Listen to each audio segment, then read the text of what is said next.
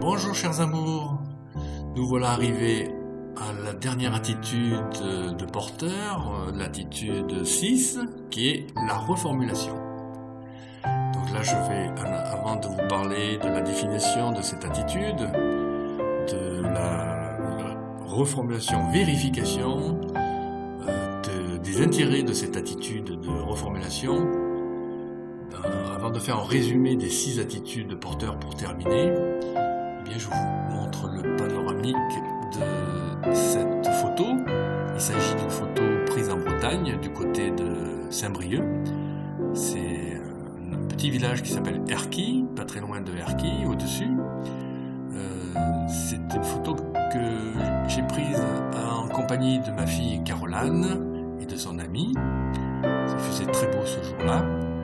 Et là, vous avez le découpage de la côte bretonne, un peu ciselée, mais c'est très beau, il faisait un ciel bleu. Donc voici un petit peu la côte, voilà, avec les îles, les rochers qui correspondent à cette côte de Erquy, à côté de Pléneuf-Valandré. Voilà pour ce qui est de cette photo, et nous allons entamer les attitudes de porteur, la dernière attitude qui est la reformulation. Alors, une petite définition sur cette attitude de reformulation. On va dire que nous sommes dans une attitude de reformulation quand nous résumons les paroles d'autrui le plus fidèlement possible et sans interprétation. Donc le plus fidèlement possible et sans interprétation, de préférence.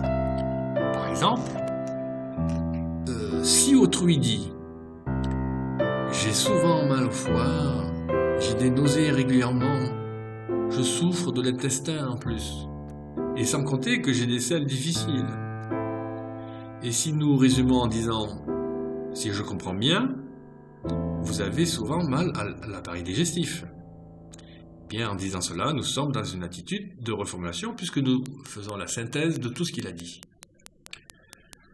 Alors parlons de la vérification maintenant. La reformulation vérification. De quoi s'agit-il ? La reformulation sans vérifier, bien ça ne sert pas à grand chose de reformuler de cette façon les propos d'autrui. En effet, la vérification permet d'avoir l'accord d'autrui, sinon nous devrions mieux enquêter pour comprendre autrui. Il faut mieux encore repasser dans des questionnements. La vérification se formule par une question en fin de reformulation. Du type « C'est bien cela, madame ? Êtes-vous d'accord, monsieur ?» Dans l'exemple précédent, nous pouvons reformuler « vérifier » de la façon suivante. « Si je comprends bien, vous avez mal à votre système digestif. C'est bien cela, madame ? » Voilà l'intérêt de la reformulation vérification. Voyons l'intérêt général des attitudes de reformulation vérification maintenant. Il n'y a pas, pour ma part, d'aspect négatif à l'attitude de reformulation vérification.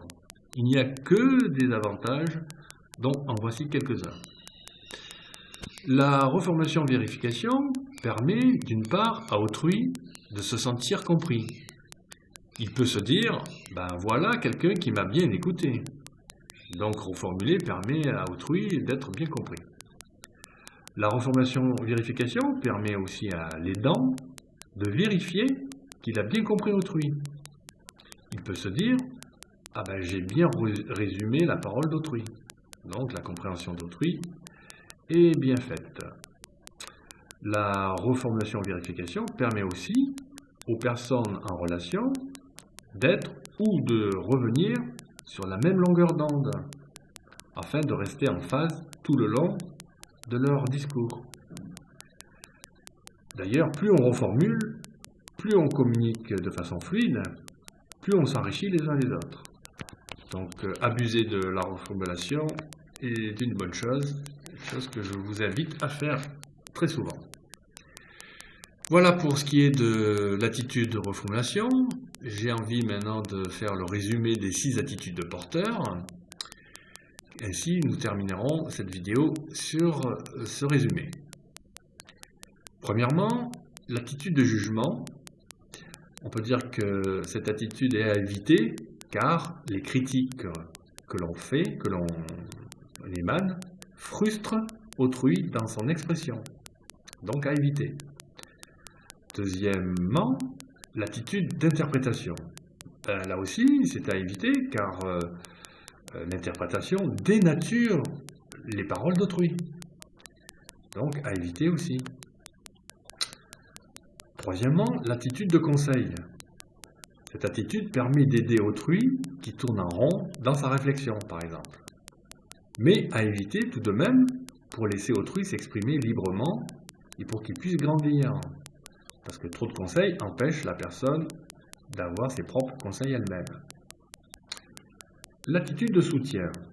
Quatrièmement, elle permet d'encourager autrui qui est en grande souffrance. Mais à éviter aussi pour laisser autrui s'exprimer librement et pour qu'il puisse grandir.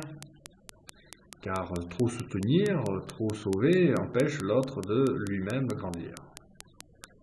Cinquièmement, l'attitude de questionnement. Écoute. Questionnement, écoute.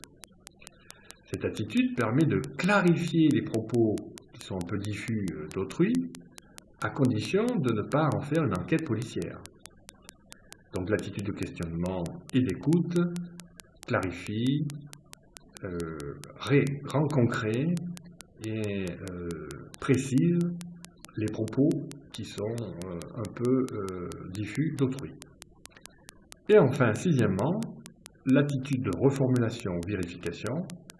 Cette attitude permet de rester sur la même longueur d'onde pour rester sur des bases authentiques des messages émis de part et d'autre. Reformuler donc permet de rester en phase. Plus on reformule, plus on est en phase de communication. Voilà, nous arrivons au terme des vidéos sur les attitudes de porteur. Prochaine vidéo, eh bien, ce sera sur un thème de développement personnel surprise. En attendant, je vous souhaite une belle matinée, si c'est le matin pour vous, une très belle journée, une très belle après-midi, si c'est l'après-midi pour vous, et une très belle soirée ou une belle nuit, si c'est la nuit pour vous. C'était Soigny, je vous retrouve dans un autre type de vidéo. À très bientôt.